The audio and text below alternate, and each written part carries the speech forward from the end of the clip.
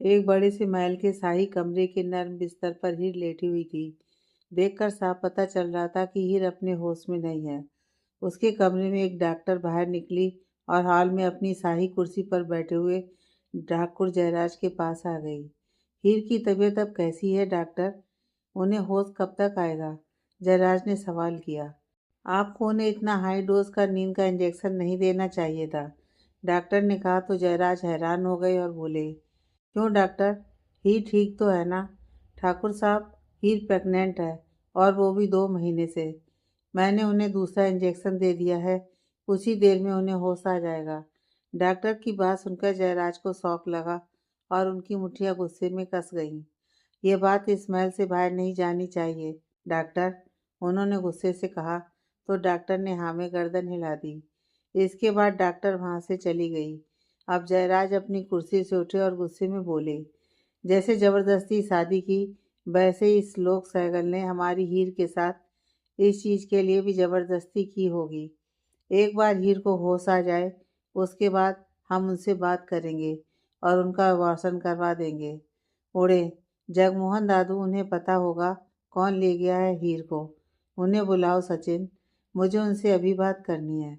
Hospital में बैठा श्लोक पैनिक होने लगा था और सचिन ने उसकी हालत समझते हुए अब जगमोहन जी को बुलाने का फैसला किया। कुछ देर बाद जगमोहन जी हॉस्पिटल आ गए और उन्हें भी श्लोक की हालत देखकर बहुत दुख हुआ।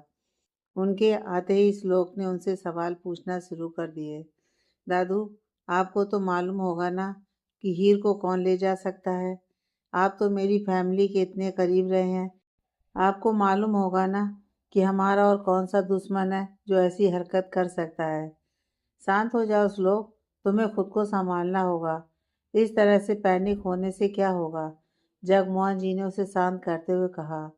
लेकिन हीर, हीर भी मिल जाएगी, लेकिन सच तो यह है कि इस बारे में मुझे कुछ भी नहीं पता है।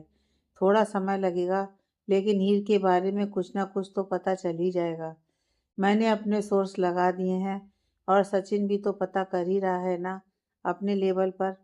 जगमोहन जी की बात सुनकर भी श्लोक को तसल्ली नहीं हुई।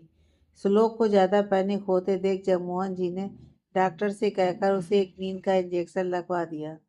जगमोहन जी ने देवनारायण जी के शोर से उसी दिन कांटेक्ट किया था जिस दिन हीर गायब हुई थी, लेकिन वो लोग भी इस बार ये पता नहीं लगा सके कि हीर को कौन ले गया। दूसरी ओर हीर की बेहोशी हल्की सी टूटी और वो श्लोक का नाम पुकारने लगी। उसे होश में आते देख उसकी सेवा में बैठी हुई सेविका जल्दी से बाहर गई और जयराज को बुला लाई। हीर की नींद जब पूरी तरह से खुल गई तो उसने खुद को एक अनजान जगह पर पाया। अभी वो कुछ सोच पाती तब तक कमरे का दरवाजा खुला और उसमें से जयराज अंदर आया। बड़ी बड़ी मूछों वाला यह शख्स उम्र में देवनारायण जी जितना ही था, लेकिन उसकी चाल ढाल में एक शान झलक रही थी और देखने से ही पता चल रहा था कि यह इंसान कितना सख्त मिजाज होगा। एक अजनबी को अपने करीब आते देख हीर डर गई और बिस्तर पर पीछे की ओर खिसकने लगी। हीर को डरते हुए देखकर जयराज ने अपने कदम रोक लिए और बोला, हीर बेटा, आपको हमसे डरने की जरूरत नहीं है। कौन है आप और मैं कहाँ हूँ इस वक्त? मुझे यहाँ क्यों लाया गया है? हम आपके सभी सवालों के जवाब देंगे, लेकिन पहले आप कुछ खा लीजिए। इतना बोलकर उन्होंने आवाज़ लगाई और एक सिपका खाने से भरी हुई थाली लेकर हीर के सामने आ गई। मुझे कुछ नहीं खाना, प्लीज अंकल, मुझे घर जाने दीजिए। मैं तो आपको जानती तक नहीं। और हीर बोलने लगी तो जयराज ने अपना हाथ दिखाकर उसे चुप रहने का इशारा किया। हम आपके अंकल नहीं हैं, हम आपके नाना हैं हीर, जयराज ने कहा। तो अब हीर चौंक गई। उसे समझ ही नहीं आ रहा था कि ये आदमी खुद को उसका नाना क्यों बता रहा है, क्योंकि हीर अपने नाना को अच्छी तरह से पहचानती है। उसके नाना तो जब वो 10वीं में थी तभी गुजर गए थे। वो बोली, आप मेरे नाना नहीं हैं। मेरे नाना तो बरसों पहले गुजर चुके। वो आपके असली नाना नहीं थे। वो तो आपके पिता के दोस्त आनंद शर्मा के ससुर थे, जयराज ने कहा। तो अब हीर के चेहरे पर नासमझी के भाव आ गए। जयराज को मालूम था कि हीर अपने अतीत के बारे में कुछ नहीं जानती। ऐसे में उसे यह सब समझाना बहुत मुश्किल होने वाला था। मेरे पिता का नाम आनंद शर्मा ही था और मैं उनकी बेटी हीर शर्मा। नहीं, ये आपकी असली पहचान नहीं है। आपका पूरा नाम हीर अमर सिंह राणा है। आप चंद्रगढ़ रियासत की राजकुमारी हैं। आनंद शर्मा आपके पिता अमर के सबसे खास मित्र थे, जिन्होंने आपको अपनी बेटी बनाकर पाला ताकि अमर के दुश्मनों से आपको बचा सकें। जयराज ने एक बार फिर से उसकी बात को काट दिया था। यह सब बातें हीर की समझ से परे थीं। एक साधारण सी जिंदगी जीने वाली हीर अचानक से राजकुमारी कैसे हो सकती है? उसने जयराज को समझाते हुए कहा, देखिए, आपको कोई गलतफहमी हुई है और आप किसी और के भरोसे मुझे यहाँ गलती से ले आए हैं। हो सकता है आपकी नातिन के पिता और मेरे पिता का नाम सेम हो, इसलिए आप लोगों को कन्फ्यूजन हो गया है। हीर की बात सुनकर जयराज मुस्कुरा दिए और बोले, नहीं, कोई गलतफहमी नहीं है। तुम ही हमारी नातिन हीर हो। अब बाकी की बातें बाद में करेंगे। पहले खाना खा लीजिए। पिछले 2 दिनों से आप बेहोश थी। अगर अब भी भूखी रहेंगी तो कमजोर हो जाएंगी। क्या? मैं 2 दिनों से यहाँ हूँ? मुझे घर जाना होगा। श्लोक जी, मेरा इंतजार। हीर बोलने को हुई तो इस बार जयराज की कड़कती हुई आवाज आई, जिससे हीर भी सहम गई। यही आपका घर है और कहीं भी नहीं जाएंगी आप। समझ आई बात? और उस श्लोक सहगल का तो नाम भी नहीं आना चाहिए आपकी जुबान पर। नफरत हमें उस जैसे घटिया इंसान से, जिसने आपकी मजबूरी का फ़ायदा उठाकर आपसे ज़बरदस्ती शादी की, और न सिर्फ शादी की बल्कि ज़बरदस्ती या आपसे रिश्ता भी बनाया। उसे तो हम आपकी परछाई तक भी नहीं पहुंचने देंगे। इतना बोलकर जयराज कमरे से बाहर निकल गए, जबकि पीछे हीर शौक में खड़ी रह गई। क्या क्या बात कर गया था जयराज? लेकिन उन सब बातों में से हीर का ध्यान सिर्फ एक बात पर गया था, और वो था 2 दिन से उसका श्लोक से दूर होना।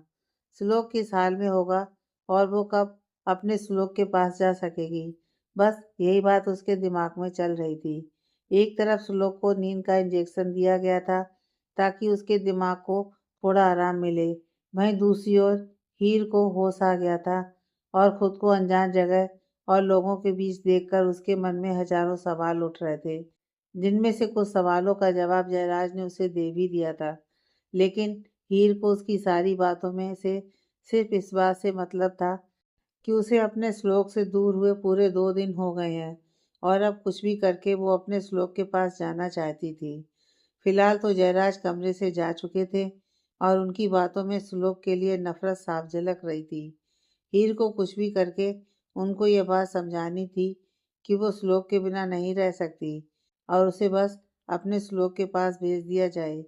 हीर अपने कमरे के दरवाजे को खोलकर बाहर की ओर निकली तो कमरे के बाहर खड़े हुए गार्ड्स ने उसे तुरंत रोक दिया।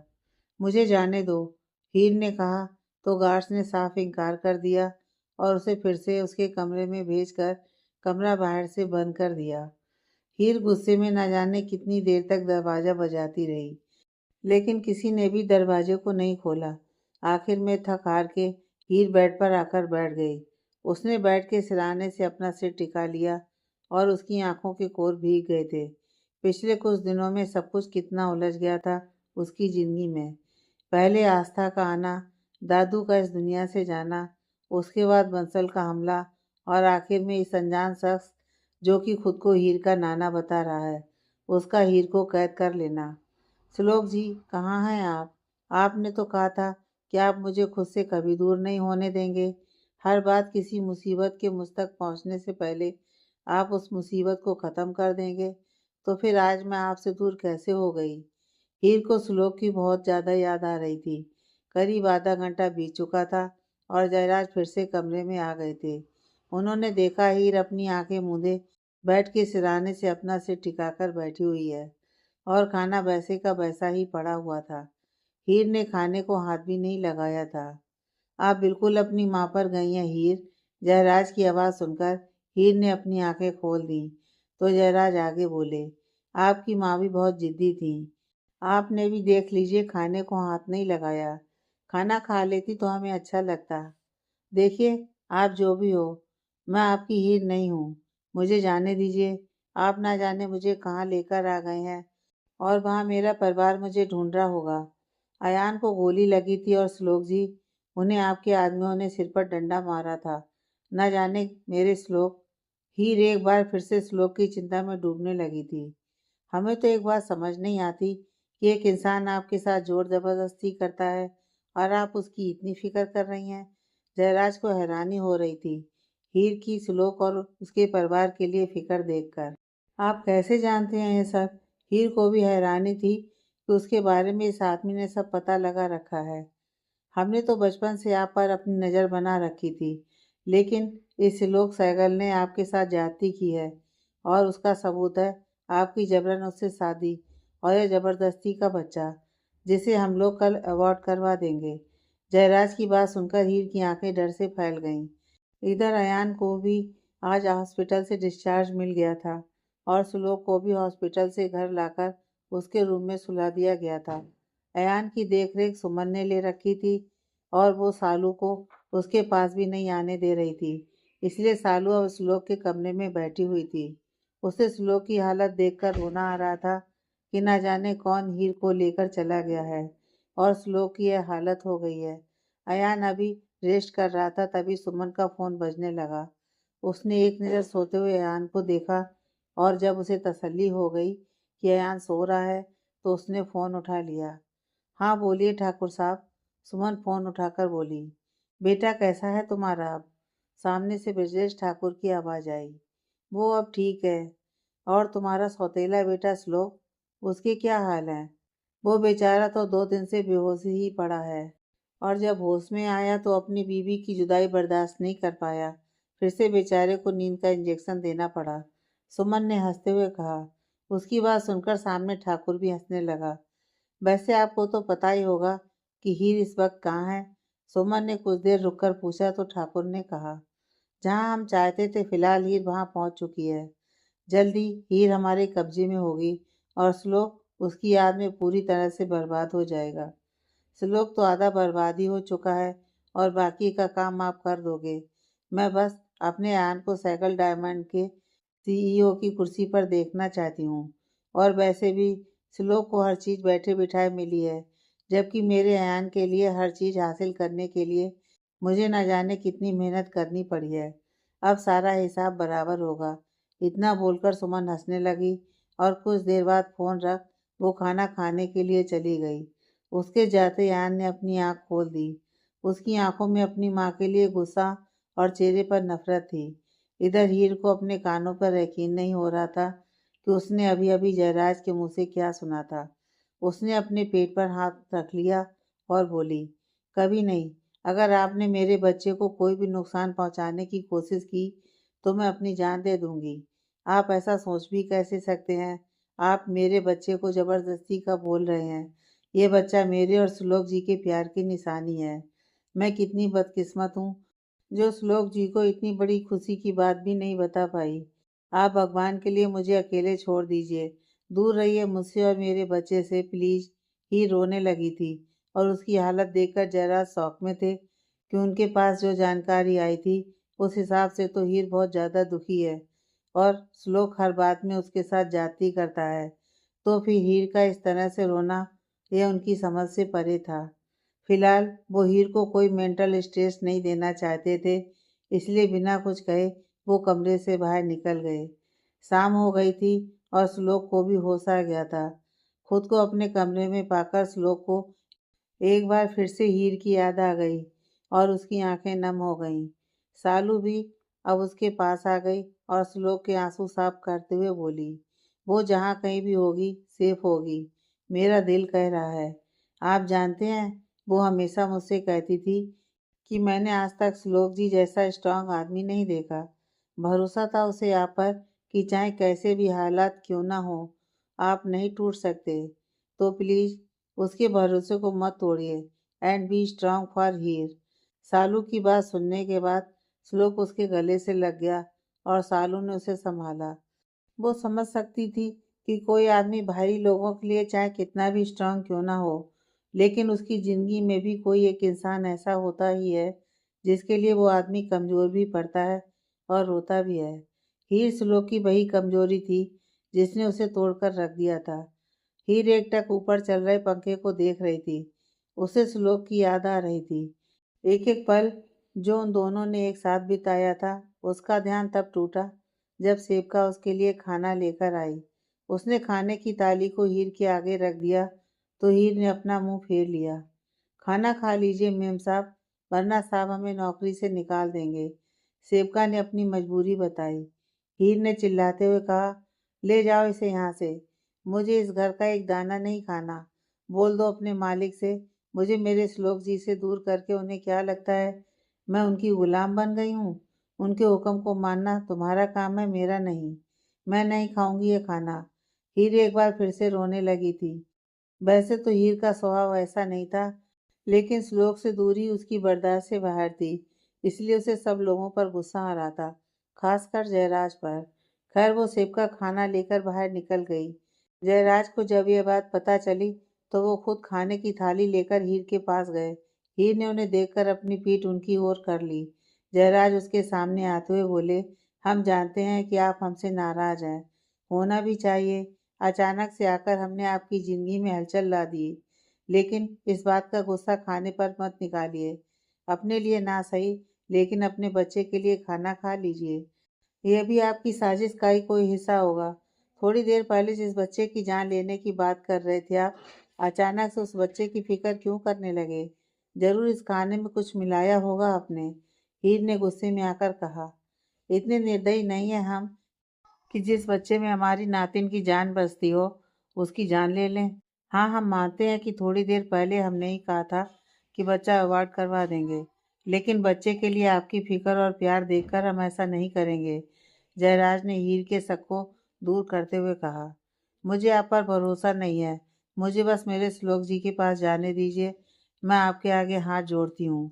हीर ने लगभग गिड़गिड़ाते हुए कहा, देखिए हीर, कुछ बातें हैं जो हमें आपसे जाननी है और कुछ बातें आपको बतानी भी हैं। आप खाना खाइए, फिर हम आपको आपकी ज़िंदगी की हकीकत बताएंगे। जयराज के समझाने पर हीर अब चुपचाप खाने लगी।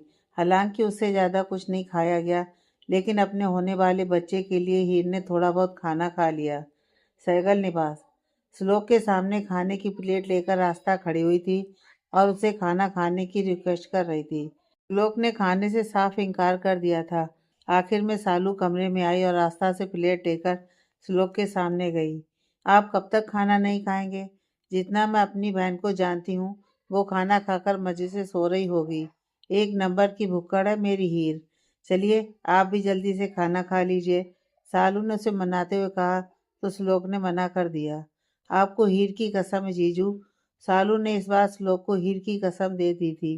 वो चाह कर भी उसकी कसम नहीं तोड़ पाया और बेमन से सही थोड़ा सा खाना खा लिया। आस्था चुपचाप देखती रही, लेकिन उसे हीर के लिए श्लोक का यह प्यार देखकर बिल्कुल भी अच्छा नहीं लगा था। अयान ठीक है? खाना खाकर श्लोक ने पूछा तो सालू ने कहा, वो ठीक है, जिद कर रहा था आपसे मिलने की, मुश्किल से रोका है। सालू ने झूठ बोल दिया था, जबकि हकीकत में तो सुमन ने सालू को एक नज़र भरकर भी अयान को देखने नहीं दिया था। हाँ, अब तुम भी रेस्ट करो। इतना बोलकर श्लोक अपनी जगह लेट गया तो सालू भी उठकर कमरे से बाहर निकल गई, जबकि आस्था तो पहले ही कमरे से जा चुकी थी। दूसरी तरफ हीर खाना खा चुकी थी और अब जयराज जी से सारी बातें जानना चाहती थी कि आखिर क्यों उसे यहाँ लाकर कैद किया गया है। जयराज उसके सामने बैठ गए और बोले, हम जानते हैं कि आपके मन में कई सवाल हैं कि आखिर अचानक से आप राजकुमारी कैसे बन सकती हैं। हाँ, मुझे अभी भी यही लगता है कि आपको कोई गलतफहमी हुई है, हीर ने कहा। तो जयराज ने उसके आगे एक तस्वीर बढ़ा दी। उस तस्वीर में 4 लोग खड़े हुए थे, जिनमें से 2 लोगों को वो पहचानती थी। ये तो मेरे माँ पापा की तस्वीर है। ये मेरी माँ कविता शर्मा और ये मेरे पापा आनंद शर्मा। हीर ने उनके चेहरों पर उंगली रखते हुए कहा, जी, ये आनंद शर्मा और उनकी पत्नी कविता शर्मा हैं। आपके वो माँ बाप जिन्होंने आपको पाला और अपना नाम दिया, और ये दोनों आपके असली माता पिता जिन्होंने आपको जन्म दिया, अमर सिंह राणा और उनकी पत्नी और हमारी बेटी महिमा। जयराज ने तस्वीर में खड़े बाकी लोगों की ओर इशारा करते हुए कहा। हीर ने देखा महिमा की शक्ल हूबहू हीर से मिलती है। वो हैरानी से उस तस्वीर को देख रही थी। उसे ऐसे देखते हुए देख जयराज ने कहा, सही पहचान रही हैं आप, ये आपकी माँ है। और आप बिल्कुल उनकी जैसी दिखती हैं। मैं मेरे माँ पापा ये दोनों हैं, तो इतने सालों से मुझे किसी और के साथ क्यों रखा इन्होंने? हीर के मन में अपने वजूद को लेकर सवाल उठ रहे थे। जयराज भी उसकी मनस्थिति समझ पा रहे थे।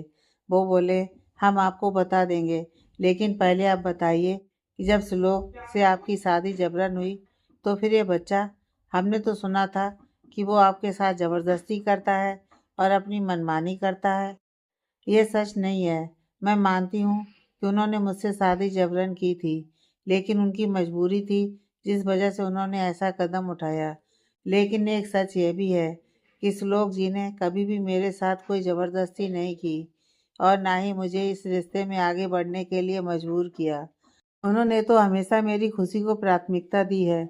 अगर वो मुझसे उस दिन शादी नहीं करते, तो मेरी ज़िंदगी बर्बाद हो जाती। श्लोक जी ने मुझे ठाकुर से बचाया और सालू को भी बचाया। मेरे लिए ना जाने कितने लोगों से दुश्मनी मोल ले ली। मुझे इतना प्यार दिया कि अब आपकी वजह से हम दोनों दूर हो गए हैं। मुझे उनके पास भेज दीजिए, प्लीज़। हीर एक बार फिर से रोने लगी थी। सिर्फ आपके कहने पर हम श्लोक सहगल पर भरोसा नहीं कर सकते। आपके नाम करोड़ों की संपत्ति है हीर, और पैसे के पीछे लोग कुछ भी करने को तैयार हैं, झूठा प्यार भी। जब तक हमें यकीन नहीं हो जाता कि श्लोक आपसे सच्चा प्यार करता है, तब तक हम आपको यहाँ से जाने नहीं दे सकते। जयराज ने कहा। तो हीर शौक रह गई। पुणे श्लोक के पूरे कमरे में हर जगह पर हीर की यादें बसी हुई थीं। एक एक पल श्लोक की नज़रों के आगे घूमने लगा। हीर और श्लोक की इस कमरे में पहली रात, उनके छोटे छोटे झगड़े, दोनों के प्यार भरे लम्हे, और उन्हीं सबको याद करते हुए श्लोक की आंखों में नमी आ गई थी। हीर प्लीज वापस आ जाओ, नहीं रह सकता मैं तुम्हारे बिना। कहाँ हो तुम? बस एक बार मुझे पता चल जाए कि तुम्हें मुझसे अलग करने वाला कौन है, कसम से उसकी जान मैं अपने हाथों से ले लूँगा। इधर ठाकुर की हवेली में ब्रजेश और वीरेंद्र ठाकुर एक दूसरे के आमने सामने बैठकर शराब पी रहे थे। ब्रजेश ठाकुर ने अपने गिलास में भरी हुई शराब को खाली करते हुए कहा, अब ये खेल मेरी मुट्ठी में है। सबके सब मेरे बिछाए हुए जाल में फंस चुके हैं। सुमन अपने घर की भेदी बन चुकी है, और जयराज सिंह ने तो हमारा काम और भी आसान कर दिया है। भवानी को उनके पास भेजने की चाल सफल रही। कुछ ही दिनों में हीर भी हमारी होगी, और उसकी जायदाद भी। बोलकर दोनों बाप बेटे हंसने लगे। हीर ने जयराज की बातों पर हैरान होते हुए कहा, मेरे नाम करोड़ों की संपत्ति है, लेकिन मुझे कुछ नहीं चाहिए। मुझे बस मेरे श्लोक जी के पास जाना है। श्लोक श्लोक श्लोक, पागल हो गई हैं आप उसके पीछे? एक ऐसा इंसान जो बिना लड़की की मर्जी पूछे उससे शादी कर लेता है, और अपनी बीवी को पब्लिक प्लेस में भी हैरेस करता है, और उसका सबूत है ये। इतना बोलकर जयराज हीर के आगे अपना फ़ोन कर देते हैं, जिसमें कुछ दिन पहले की पार्टी वाला वीडियो था। वीडियो में श्लोक हीर का हाथ पकड़कर उसे दीवार से लगाकर डांट रहा था, और हीर की आंखों में आंसू थे। वीडियो देखकर कोई भी यही मानता कि श्लोक हीर पर जुल्म करता है, लेकिन हकीकत कुछ और थी। ये वीडियो देखकर आपने मान लिया कि श्लोक जी एक बुरे पति हैं? यह सिर्फ एक पहलू है। सच ये था कि श्लोक जी ने मेरी सुरक्षा देखते हुए मुझे इस पार्टी में आने से मना कर दिया था, और मैं फिर भी पार्टी में चली गई थी। बस इसी बात को लेकर वो मुझसे नाराज़ थे, और न जाने किस बेवकूफ़ ने आपको ये वीडियो भेज दिया। मेरे श्लोक जी मुझसे बहुत ज़्यादा प्यार करते हैं, तो साबित करना पड़ेगा उसे अपना प्यार। बिना आपकी मदद के वो अगर आपको ढूंढ लेगा और आपको लेने यहाँ आएगा, तो हम आपको खुशी खुशी उसके साथ विदा कर देंगे। जयराज ने कहा, मुझे मेरे श्लोक जी पर पूरा भरोसा है, वो मुझे ढूंढ लेंगे। हीर ने पूरे आत्मविश्वास से कहा, हमें एक बात समझ नहीं आ रही है कि जबरदस्ती की शादी में आपको प्यार कैसे हो गया? जयराज ने उसके आत्मविश्वास को देखकर पूछा। प्यार सबको बदल देता है। मुझे भी शुरू में लगता था कि शायद श्लोक जी ने मेरी मजबूरी का फ़ायदा उठाया है, लेकिन मजबूर तो वो खुद भी थे। फिर हीर ने सारी बात शुरू से अंत तक जयराज जी को बता दी। श्लोक सहगल आपके लिए ब्रजेश ठाकुर से क्यों दुश्मनी लेगा? हम तो अभी भी यही कहेंगे कि वो आपकी प्रॉपर्टी के पीछे है, और आपकी सच्चाई जानता है। जयराज ने कहा। तो हीर गुस्से से तिलमिला गई और बोली, मैं खुद मेरी हकीकत नहीं जानती, तो श्लोक जी को कैसे पता होगा? आप मेरे श्लोक जी के प्यार पर शक मत कीजिए। हाँ, तो वो साबित करेगा ना अपना प्यार आपको ढूंढ कर। तब तक हम उसके बारे में और ज़्यादा पता लगा लेंगे। जयराज ने दम भरी मुस्कान के साथ कहा। देख लेना आप, श्लोक जी मुझे ढूंढ लेंगे और तब आप अपने वादे से नहीं मुकर सकते। बिना किसी शर्त के आप मुझे मेरे श्लोक जी को सौंप देंगे। हीर ने कहा तो जयराज बोले, हम अपने वादे से नहीं मुकरने वाले। अब मुझे भी बता दीजिए कि क्यों मुझे मेरे माँ बाप ने खुद से दूर किया और अपने दोस्त के घर भेज दिया। हीर ने पूछा। ब्रजेश ठाकुर की दुश्मनी आपके दादाजी से थी और उसी के चलते उसने आपके पूरे परिवार पर जानलेवा हमला कर दिया। उस समय आप 3 महीने की थीं और उस हमले में आप बच गई थी। सिवा परिवार के सदस्यों के कोई नहीं जानता था कि अमर और महिमा को बेटी हुई है। ब्रजेश को लगता था कि अमर को एक बेटा हुआ है और वो इस खानदान का अगला वारिस बन जाएगा। इसीलिए वो आपकी जान भी लेना चाहता था। ब्रजेश के आदमियों से आपको आपके पिता ने बचा लिया और अपने सबसे पक्के दोस्त यानी कि आनंद शर्मा, जो कि उनके वकील भी थे, उन्हें आपकी जिम्मेदारी सौंप दी। फिर हीर हैरानी से सब बातें सुन रही थी। आपको बचाने के लिए आपके पिता ने अपनी जान दे दी और आपको लेकर आनंद अपने पूरे परिवार के साथ पुणे में शिफ्ट हो गए। फिर कुछ महीनों बाद आनंद हमारे पास आए और उन्होंने हमें एक फाइल दी जिसमें आपके नाम चंद्रगढ़ के राज परिवार की सारी संपत्ति शामिल थी और उसकी कीमत आज की तारीख में तकरीबन 200 करोड़ से ज़्यादा है। आपके दादा ने पहले ही अपनी सारी संपत्ति आपके नाम लिख दी थी, जो आपके 25 साल के होने पर ही आप इस्तेमाल कर सकती हैं। वो फाइल आज भी हमारे पास सुरक्षित है। जयराज जी ने सारी बातें बताकर एक गहरी सांस छोड़ दी। मेरी माँ के बारे में आपने कुछ नहीं बताया? हीर ने पूछा तो जयराज ने उसे अपने साथ चलने को कहा। हीर उनके पीछे चलने लगी। कमरे से बाहर निकलकर हीर ने देखा कि वो इस समय एक बेहद शानदार महल में है। चलते चलते वो एक कमरे के सामने रुके और जयराज के पीछे हीर भी रुक गई। दरवाजा खोलते हुए जयराज ने कहा, वो रही आपकी माँ। हीर ने देखा कमरे के बीचों बीच एक बड़ा सा बेड लगा हुआ है और उस बेड के सिराने से टेक लगाए हुए 50 साल की एक औरत बिना किसी हाव भाव के बैठी हुई है। उसकी शक्ल काफ़ी हद तक हीर से मिलती थी और कोई शक नहीं था कि वो हीर की माँ महिमा थी। ये एकटक किसे देखे जा रही हैं और ना ही दरवाज़ा खुलने पर इन्होंने हमारी ओर देखा। हीर ने अपने मन में आए पहले सवाल को पूछा तो जयराज ने कहा, महिमा अपने पति अमर से बहुत ज़्यादा प्यार करती थी और इनके सामने ही अमर को बेरहमी से मार दिया गया था, जिसका सदमा यह बर्दाश्त नहीं कर सकी और एक बेजान मूरत बन गई। ब्रजेश के आदमियों ने महिमा के सिर पर वार किया ताकि यह भी मर जाए, लेकिन वो बच गई। हमें जब हमले के बारे में पता चला तब हम चंद्रगढ़ पहुंचे, लेकिन सिवा लाशों और अपनी जख्मी बेटी के हमें कुछ नहीं मिला। हम महिमा को यहाँ ले आए और इस बारे में कोई बाहरी व्यक्ति नहीं जानता कि महिमा जिंदा है। पिछले 22 साल से हम अपनी बेटी को इस हालत में देख रहे हैं। हीर की आंखें बहने लगी थीं कि उसके इस परिवार जिससे अब तक वो अनजान थी, उन्होंने कितना कुछ झेला था। जयराज ने कमरा बंद कर दिया और वो दोनों बाहर से ही लौटकर फिर से हीर के कमरे में आ गए। आपने ब्रजेश ठाकुर को क्यों नहीं मारा, जिसने आपकी बेटी की हंसती खेलती जिंदगी उजाड़ दी? हीर ने अब गुस्से में आकर पूछा तो जयराज ने कहा, आपको क्या लगता है हमने कोशिश नहीं की होगी?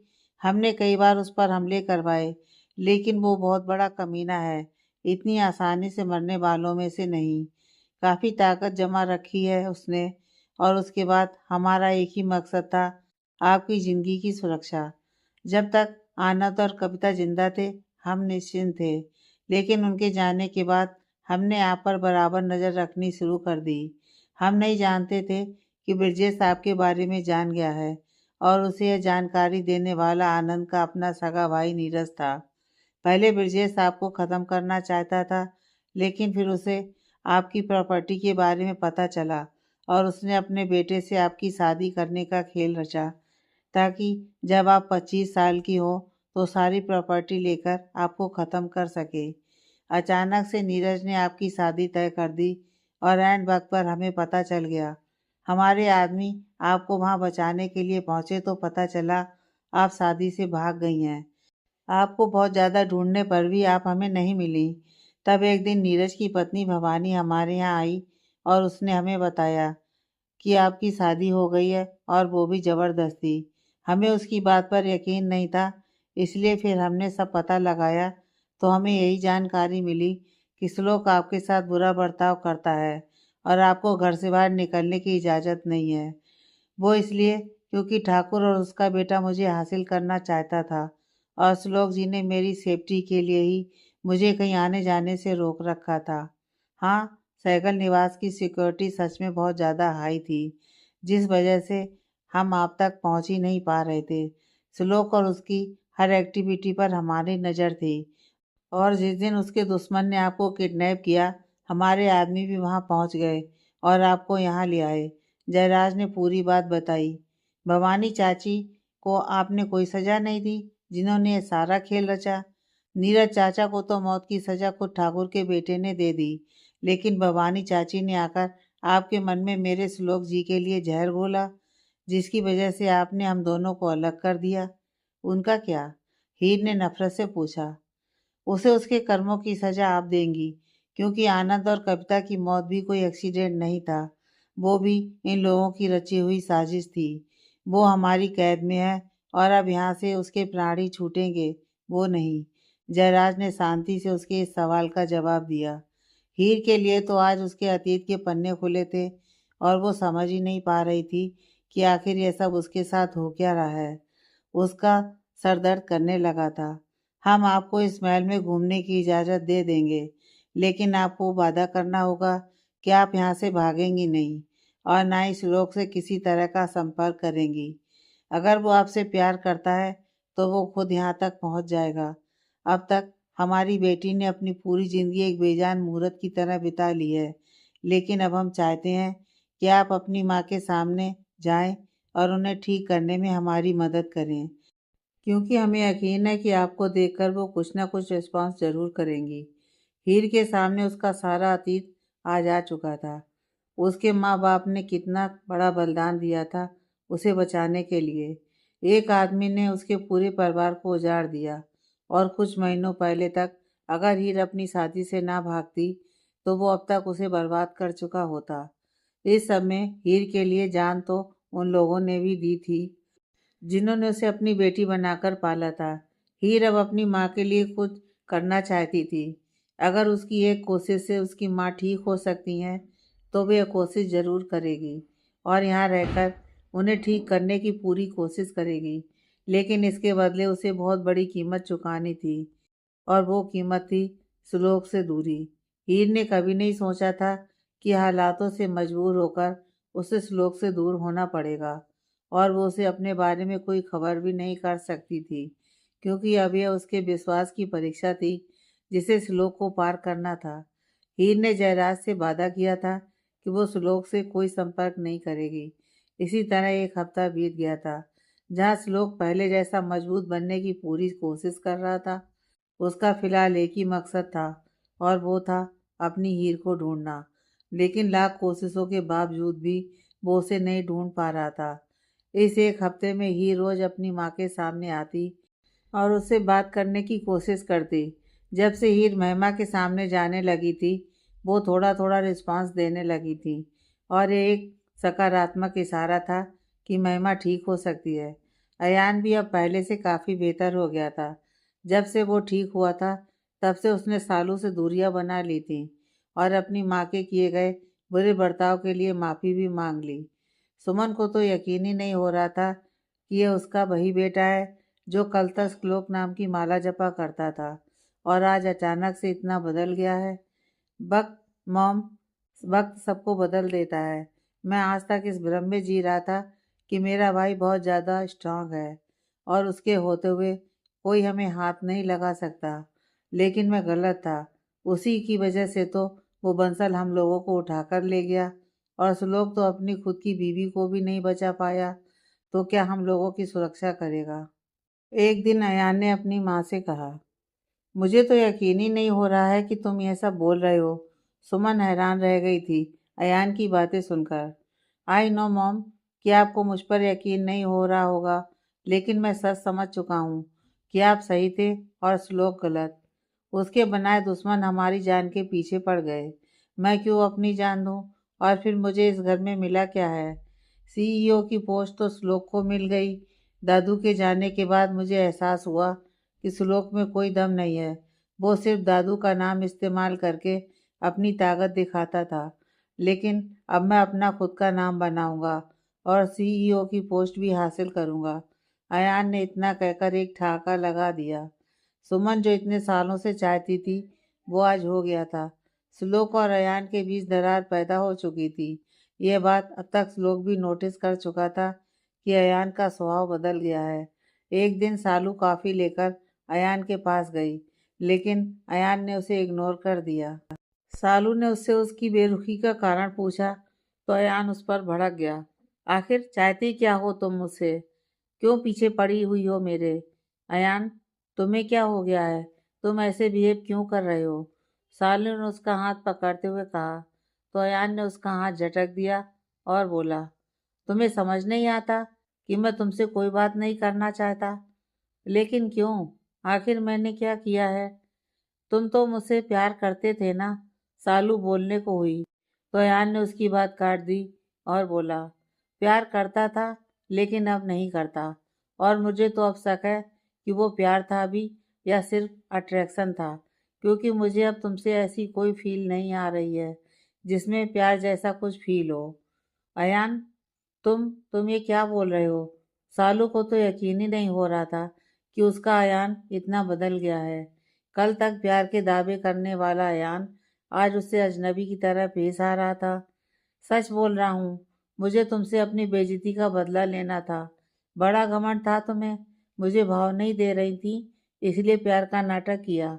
और जब तुम मेरे प्यार में गिर चुकी हो तो अब मुझे तुम में कोई इंटरेस्ट नहीं।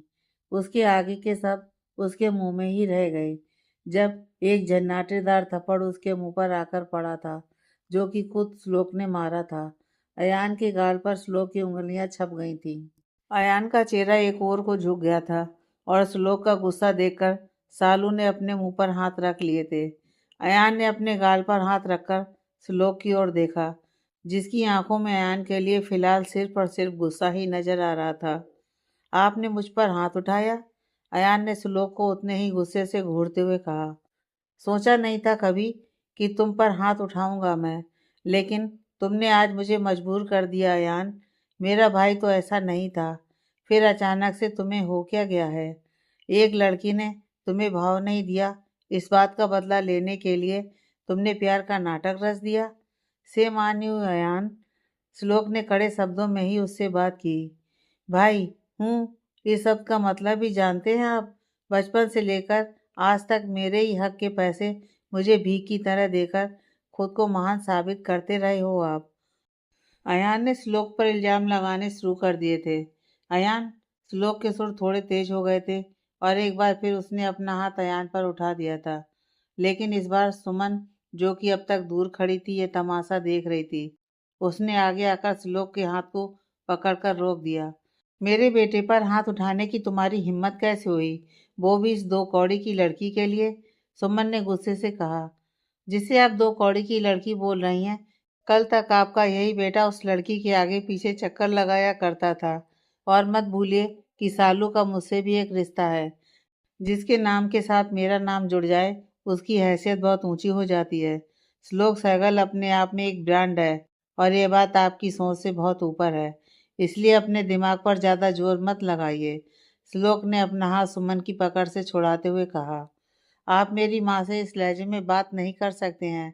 बचपन से आपको देखता आया हूँ कि आप उन्हें बेइज्जत करते आए हैं। वो हमेशा सच कहती थी कि सगे और सौतेले में फ़र्क होता ही है। और किस हैसियत की बात कर रहे हैं आप? अपनी बीवी को तो बचा नहीं पाए और बात करते हैं हैसियत की। अयान ने भी आज कोई कसर नहीं छोड़ी थी शब्दों की मर्यादा तोड़ने में। आखिर खून अपना रंग दिखा ही देता है। आज तुमने साबित कर दिया कि तुम में आदित्य सहगल का नहीं, बल्कि सुमन सहगल का खून दौड़ता है। श्लोक के एक एक शब्द में आज अयान के लिए नफरत झलक रही थी। श्लोक, सुमन गुस्से से बौखला गई थी, लेकिन श्लोक ने उसकी बात को काट कर कहा, मेरे सामने आवाज़ ऊंची करने की गलती मत करना मिसेस सहगल। मेरी हीर मुझसे दूर हुई है इसका मतलब यह नहीं है कि मैं कमज़ोर हो गया हूँ। मेरा प्यार किसी की साजिशों की बलि चढ़ा है और आज एक रिश्ता भी साजिश की बलि हो गया है। लेकिन बहुत जल्द वो दिन आएगा जब मैं एक-एक के चेहरे से नकाब उतार दूँगा और उस दिन हर एक वो इंसान जिसने मुझसे मेरे अपनों को छीना है तड़पेगा। इतना बोलकर श्लोक वहां खड़ी सालू का हाथ पकड़ उसे अपने साथ ले गया और अयान गुस्से में आकर घर से बाहर निकल गया। हॉल में खड़ी हुई सुमन उन सबको जाते देखती रही और फिर एक जोरदार हंसी हंसते हुए बोली, मेरा बेटा तुमसे नफरत करने लगा है श्लोक, और तुम्हारे आज के थप्पड़ की चोट को मैं कभी अयान के दिल से नहीं निकलने दूंगी। तुम्हें बर्बाद कर दूंगी मैं। अपने कमरे में आकर श्लोक ने सालू का हाथ छोड़ दिया।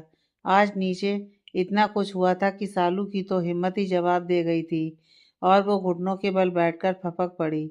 श्लोक ने उसे जाकर संभाला। जीजू, ये सब क्या हो गया? अयान कैसे बदल सकता है? जब से हीर गई है हमारी खुशियां भी जैसे उसके साथ ही चली गई हैं। रोते हुए सालू ने श्लोक से कहा तो उसने उसके सिर पर हाथ फेर दिया। मैं सब ठीक कर दूंगा सालू, और अयान की तरफ से मैं तुमसे माफ़ी मांगता हूँ। मुझे नहीं पता था कि वो तुम्हारे साथ प्यार का नाटक कर रहा है, वरना मैं पहले ही उसे रोक देता। श्लोक ने कहा, मुझे तो अब धोखा खाने की आदत सी हो गई है जीजू। पहले माँ बाप ने धोखा दिया और अब प्यार ने। भले ही अयान ने प्यार का नाटक किया था, लेकिन मैंने तो उससे सच्चा प्यार किया था ना। मुझे आपसे बस एक वादा चाहिए, सालू ने कहा।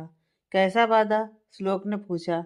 जब तक हीरा आपको नहीं मिल जाती मैं यहीं रहूंगी, लेकिन जिस दिन हीरा आपको मिल जाएगी मैं ये घर छोड़कर चली जाऊंगी और आप मुझे नहीं रोकेंगे, वादा कीजिए, सालू ने हाथ आगे बढ़ाते हुए कहा। अब श्लोक के पास कहने को कुछ नहीं था और देखा जाए तो अयान के इस बर्ताव के बाद उस घर में रहने के लिए सालू को मजबूर करना भी श्लोक को ठीक नहीं लगा, इसलिए उसने उसकी बात मान ली। सालू अब सोफे पर बैठ गई थी और श्लोक बाथरूम में चला गया। अकेले में आते ही श्लोक ने अपने दिल के जिस दर्द को अब तक रोक रखा था वो बाहर आने लगा और श्लोक की आंखें नम हो गईं। उसका प्यारा भाई जिसमें उसकी जान बसती थी, वो भाई आज इतना बदल गया कि उसने श्लोक के साथ सगे सौतेले वाली बात भी कर ली। श्लोक ने कभी भी उसके साथ किसी तरह का सौतेला व्यवहार नहीं किया था और अयान ने एक पल में उसे यह एहसास दिला दिया कि वो दोनों सगे नहीं बल्कि सौतेले भाई हैं। श्लोक को अब खुद पर गुस्सा आ रहा था कि क्यों उसने अयान पर हाथ उठाया। वो उसे प्यार से भी समझा सकता था और शायद तब बात इतनी ना बिगड़ती, लेकिन अब कुछ नहीं किया जा सकता क्योंकि श्लोक के थप्पड़ का पूरा फायदा सुमन उठाएगी। श्लोक ने खुद को सजा देने के लिए अपने उसी हाथ को सामने बनी अलमारी पर मारा था जिससे उसने अयान को थप्पड़ मारा था। उसका पंच इतना तेज था कि अलमारी खुल गई और उसके अंदर रखा एक बॉक्स नीचे गिर गया। यह हीर की अलमारी थी और श्लोक ने अब वो बॉक्स उठाया तो उसने देखा उस बॉक्स के ऊपर श्लोक का नाम लिखा था। श्लोक को हैरानी हुई कि हीर ने उसके लिए कोई गिफ्ट खरीदा था और वो उसे दे नहीं पाई। श्लोक ने जल्दी से वो बॉक्स खोला और उसके अंदर का सामान देखकर श्लोक के हाथ से वो बॉक्स गिर गया और वो घुटनों के बल गिरते हुए जोर से चिल्लाया, हीर। एक झटके से सोती हुई हीर की आंख खुल गई और उठकर अपने पलंग पर बैठ गई। उसके कमरे में उसकी देखरेख के लिए नियुक्त की हुई सेवका जल्दी से उसके पास आ गई और बोली, आप ठीक तो है ना मेम साहब? पानी, मुझे पानी पीना है, हीर ने अपने चेहरे पर आए पसीने को पोंछते हुए कहा। सेवका जल्दी से पानी का गिलास भरकर ले आई और हीर को दे दिया। पानी पीने के बाद हीर कुछ शांत हुई, हालांकि उसकी सांसें अभी भी ऊपर नीचे ही थीं। क्या हुआ? कोई बुरा सपना देखा आपने? सेवका ने पूछा। पता नहीं, बस मुझे यूं लगा जैसे मेरे श्लोक जी ने मुझे पुकारा है, हीर ने जवाब दिया। आप बहुत प्यार करती हैं ना कुंवर सासे? सेवका ने पूछा तो हीर के होठों पर हल्की सी मुस्कुराहट आ गई और वो बोली, बहुत ज्यादा। दूसरी तरफ सुमन अब आस्था के कमरे में थी, जहां आस्था इस समय अपने बेड पर लेटकर आराम से टीवी पर कोई फैशन शो देख रही थी। सुमन ने जाकर टीवी बंद कर दिया तो आस्था ने उसे गुस्से से देखते हुए कहा, यह क्या बदतमीजी है? मेरे घर में मुझसे ऊंची आवाज में बात मत करो, वरना तुम्हारी औकात याद दिलाने में 2 मिनट नहीं लगाऊंगी मैं। सुमन ने उसे उंगली दिखाते हुए कहा। बोलिए, क्या काम है आपको मुझसे? आस्था ने अब अपनी आवाज़ नीचे कर ली थी तो सुमन बोली, तुम भूल गई क्या? तुम्हें यहाँ बुलाने का मकसद क्या था? तुम्हें उस लोग के करीब जाना था, लेकिन वो तो तब करना था जब वो हीर यहाँ थी। अब इस सब की क्या ज़रूरत है? हीर तो यहाँ है नहीं। आप हीर और श्लोक को अलग करना चाहती थीं और वो पहले से ही अलग हो गए। मुझे तो कुछ करना ही नहीं पड़ा, आस्था ने कहा। तुम्हें अपनी वो तस्वीर और बाकी के जो भी सबूत हैं वो चाहिए या नहीं? सुमन ने कहा तो आस्था बोली, क्या करना होगा मुझे? ज़्यादा कुछ नहीं। आज अयान और श्लोक का झगड़ा हुआ है और श्लोक बेचारा अपने भाई के कहे शब्दों से दुखी है। तुम्हें बस उससे हमदर्दी जतानी है और उसे एहसास दिलाना है कि तुम्हें बिना वजह श्लोक से दूर होना पड़ा। अपने प्यार का एहसास दिलाओ।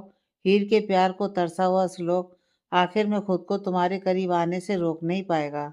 आज रात श्लोक को अपने बिल्कुल करीब ले आओ और कल सुबह होते ही मैं तुम्हें तुम्हारी सारी तस्वीरें देकर तुम्हें आज़ाद कर दूंगी, हमेशा हमेशा के लिए। सुमन ने इतना बोलकर अपना हाथ आस्था के सामने कर दिया। उसकी बात सुनकर आस्था ने उससे हाथ मिला लिया। साजिशों के इस भंवर से कैसे निकल पाएगा श्लोक, जानने के लिए पढ़ते रहें नेक्स्ट पार्ट।